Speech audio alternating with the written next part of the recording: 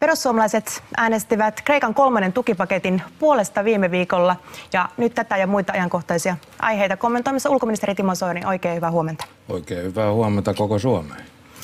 Niin, tosiaan tukipakettipolitiikan vastustaminen on ollut perussuomalaisten tärkein yksittäinen teema jo vuosia. Minkä takia takki nyt kääntyi? No, tilanne on muuttunut.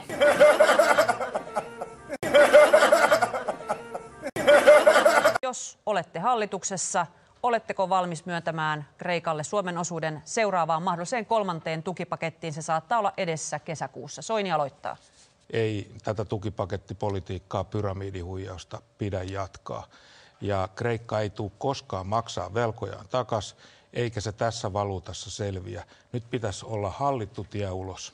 Suomalaiset ja minä emme ole koskaan äänestänyt tukipakettien puolessa missään vaiheessa. En mä ymmärrä, että minkä takia se linja muuttuu. No hyväksyttekö vai ette? Tämmöisen yhteisen linjan, joka on, että suomalaisten rahan lappaminen sinne loppuu. Jos itsensä pettää, kuka jää jäljelle? Sanoitte Yleisradio-haastattelussa Ykkösaamussa, että perussuomalaiset eivät tule äänestämään Kreikka 3 puolesta. Tätä moraalitonta politiikkaa emme ole jatkamassa. Sanoitte, että tästä en anna periksi. Kaikesta muusta voi neuvotella. Mutta minkä takia sanotte näin juuri ennen vaaleja, jos sitten kuitenkin päädytte toiseen ratkaisuun? Katsoin sen, että me olemme toiseksi suurin puolue. Kansa on meitä suuresti äänestänyt. Katsotaanpa klippi vuodelta 2011. Silloin puhuttiin Portugalin tukemisesta ja silloin te kommentoitte Paavo Arhinmäelle näin. Varmaan ihan asiallista. Kokoomuksen puisto-osasto vasemmistoliitosta rinnalleen kokoomuksen muisto-osaston, jossa hallituspaikka tuli, mutta muisti meni. Te luikertelette kuin mato, jolla ei todella ole selkärankaa. Oletteko te tätä mieltä ensi viikolla, sen jälkeen kun te olette kokoomuksen apupuolue? Ja tosiaan ryöpytitte varsin kovin sanoin Arhinmäkeä ja vasemmistoliittoa. Rappion toteemi, huijauksen huippu, sanoitte tuolloin. Miten teidän toiminta eroaa nyt tuosta?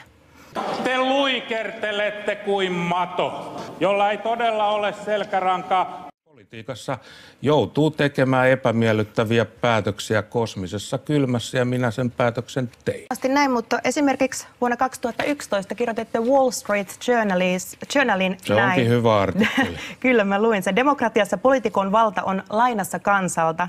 Kyllä. Se tehdään, mikä on luvattu, vaikka siinä menisi Brysselin lounaat ja paikka hallituksessa. Ja Olli Ainola totesi Iltalehdessä perjantaina, että PS-vaalivoitto rakentui petoksella ja Carl Haglundin mukaan kyseessä on Suomen politiikan historian suurin takinkääntö. Miten kommentoitte tätä kritiikkiä? No, Ainolan tehtävä on esittää mediakritiikkiä.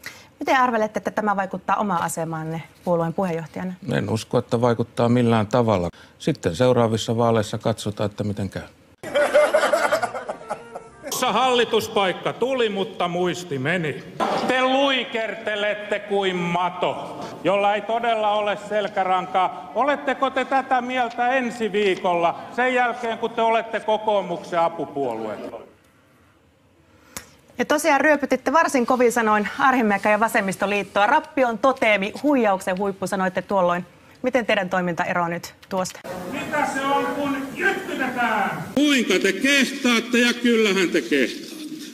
Persut eivät myy persettä. Meillä on persut myy persettä. Kynnyskysymyksiä. Persut myy persettä. Persut myy persettä. Mutta nyt meitä hallitsee koulutyhmyrit, hölmöt,